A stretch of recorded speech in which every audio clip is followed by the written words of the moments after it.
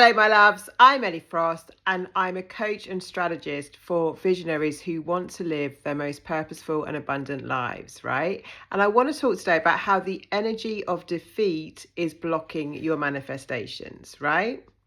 So, look, in order to create the lives we want and have what we want to experience in our lives, the way to get our energy kind of aligned with that is to be in what's called positive expectation, right? So if I can say it's beyond positive thinking, it's being aligned with that possibility, right? So we basically attract the vibrational reality that we're aligned with. So if we're aligned with possibilities and potential, right, then we're going to attract more things into our lives that align with greater possibilities, opportunities, and potential.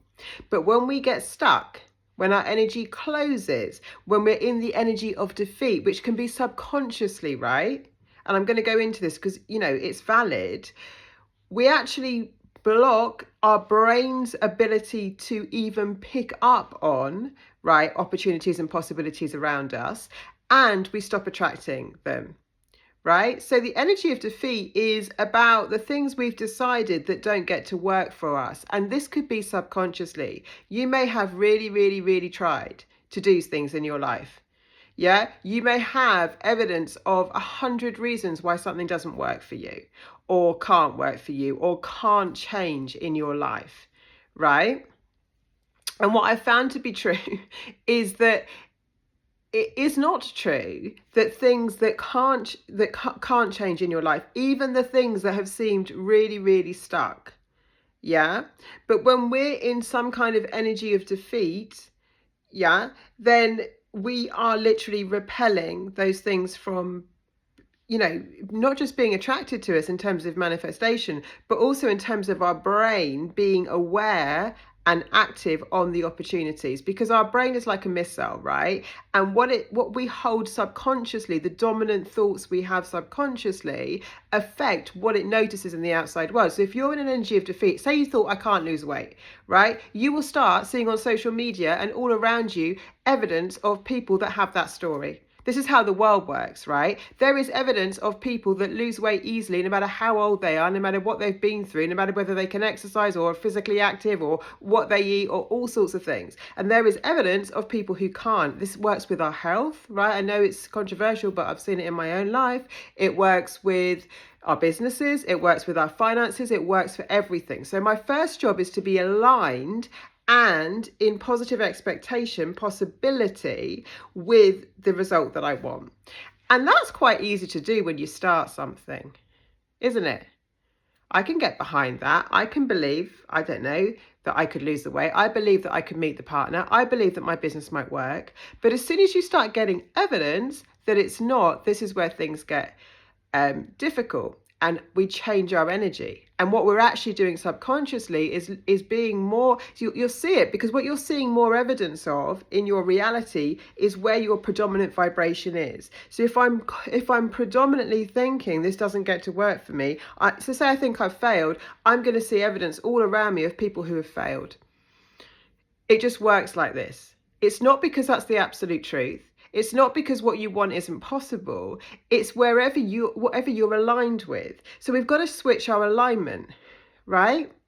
If I know what I want, and that could be very general, I could just want more money, right? Then my job is to be in alignment with the ideas, possibilities, and opportunities in the universe that could create that. My job is also to get a little bit more specific on that. I might want more money, but I might not want to work any harder. And that's actually possible too. I might want more money, but I might not want to go back to an old way of working that didn't suit me. That's possible too. I help people create that all the time. I won't want more money, but I might be, a parent that wants to look after their kids too. Possible too. It's all possible. But again, my predominant energy has to be in alignment with looking for those possibilities, because I have seen like any of this can work. any of it can work. Now, if you've been through the ringer, like I have many times in my life, where you have had failures, where you've questioned whether you're on the right path for wanting the things you want, right? Because it has looked stuck, or it has looked like it hasn't been working, or you do seem to be going up then down on the roller coaster, right? That's normally a sign that your energy has not been stable. It's not evidence that what you want isn't possible for you. It's not evidence that what you want doesn't work. You see, when we're in alignment with the possibility of what we want, guess what? The idea comes to us. Someone said ideas are the currency of the universe, right? And you would have heard stories, and maybe you've experienced in your own life, of those people that suddenly found out where to invest their money and got rich, or they suddenly found out the diet that worked, or the new thing, right? But they had that idea, or something led to it, or there was a synchronicity, and they had an idea to call someone who told them something. This is all because they were in alignment with that possibility at the time. That's how those things happen. It's not such a random universe, right? It's our alignment that matters. So what I'm getting in my life is what I'm in alignment with. Yeah. And what I'm in alignment with is going to be based on my core beliefs, how my subconscious is working, and the energy field that I'm dwelling in. So if I'm in the energy of defeat, and I'm not saying, gosh, I help people with trauma. I'm not saying when you have been defeated in life, which happens to us, it's not painful and something you've got to heal, right? It is.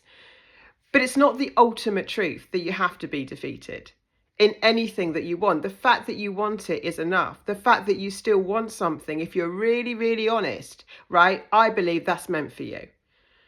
Right? So even I can look at times in my life when things didn't work and went wrong, horribly wrong, actually, once. And